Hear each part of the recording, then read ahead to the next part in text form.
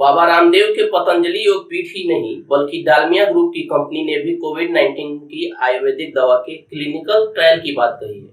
वहीं राष्ट्रीय आयुर्वेद संस्थान ने भी 4 दवाओं के परीक्षणों के चलने के दावे किए हैं। हेलो दोस्तों, कैसे हैं आप सब। आप हैं क्वेराफ्लिक्स पर और हम बात करने जा रहे हैं आयुर्वेदिक दवाओं के मापदंडों के बारे में और इनके क्लिनिकल ट्रायल के बारे में।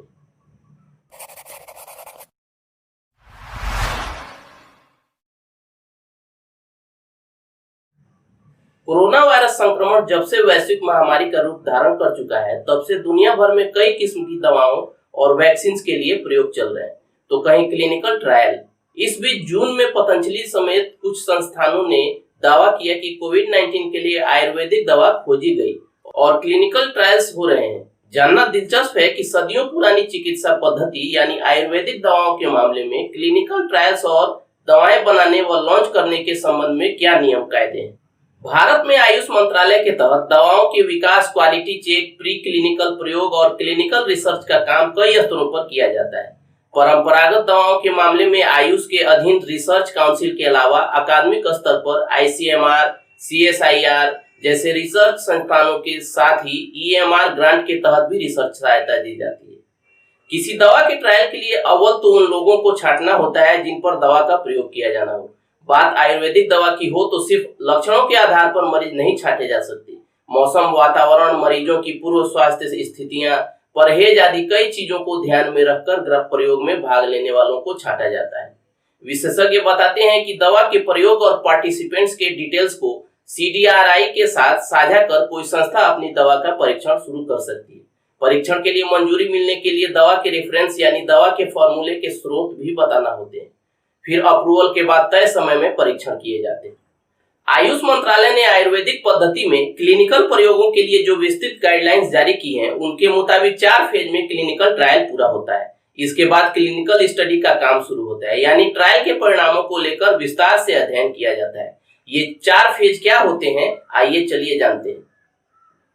पहले फेज में आयुर्वेदिक दवा का शुरुआती प्रयोग होता है, जो सामान्य रूप से गैर थेरेपी प्रक्रिया है। यह अक्सर स्वस्थ लोगों या कुछ खास तरह के प्रतिभागियों पर ही होता है।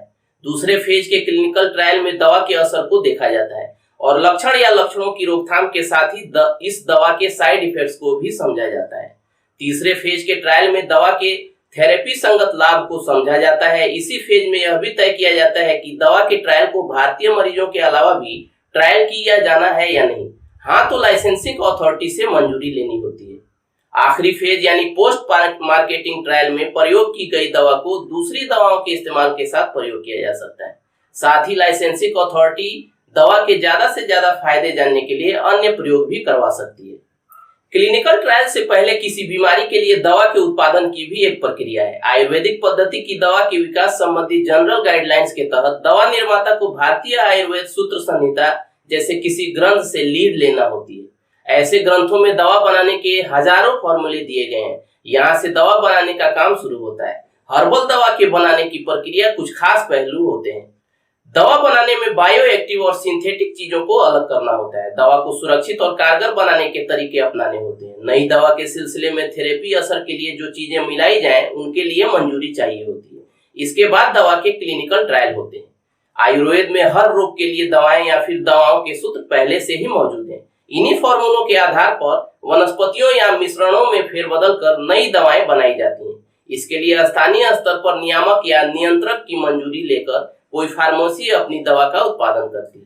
ड्रग्स और कॉस्मेटिक रूल्स 1945 के तहत नियम 160 AJ में उल्लेख है कि आयुर्वेद, सिद्ध और पूरा यूनानी दवाओं के सिलसिले में टेस्टिंग, लैब टेस्टिंग, नियमन और क्वालिटी कंट्रोल कैसे किए जाए। इस रूल बुक में दवाओं के प्रयोग के दौरान सरकारी स्तर पर लगातार मॉनिटरिंग के लिए एक इंस्पेक्टर नियुक्त किए जाने का विस्तृत ब्यौरा है।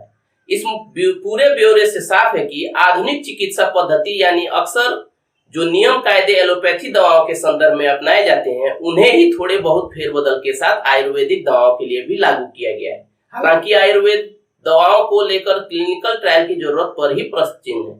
क्लिनिकल ट्रायल की प्रामाणिकता शक के दायरे में, फिर भी यह युग क्लिनिकल ट्रायल का ही है। आयुर्वेद में इससे कुछ नया हासिल नहीं होता, लेकिन जो पहले से ज्ञान आयुर्वेद के पास है, उसे क्लिनिकल ट्रायल बस सत्यापित ही कर सकते हैं। विशेषज्ञों के मुताबिक क्लिनिकल ट्रायल का मकसद कल्याण की भावना नहीं बल्कि पेटेंट वाली दवा से मुनाफा कमाना रह गया है। चलिए दोस्तों, आज के इस वीडियो में बस इतना ही। वीडियो अच्छी लगी तो इसे लाइक और शेयर करना न भूलें, और अगर चैनल पर नए आए हैं तो इसे सब्सक्राइब कर लें, साथ ही साथ बेल आइकन दबाकर ऑल कर दें, जिससे आपको नोटिफिकेशन मिल जाए जैसे ही हम वीडियो अपलोड करें। मिलते हैं एक और नए वीडियो में, तब तक keep searching for knowledge and try to be a kind person.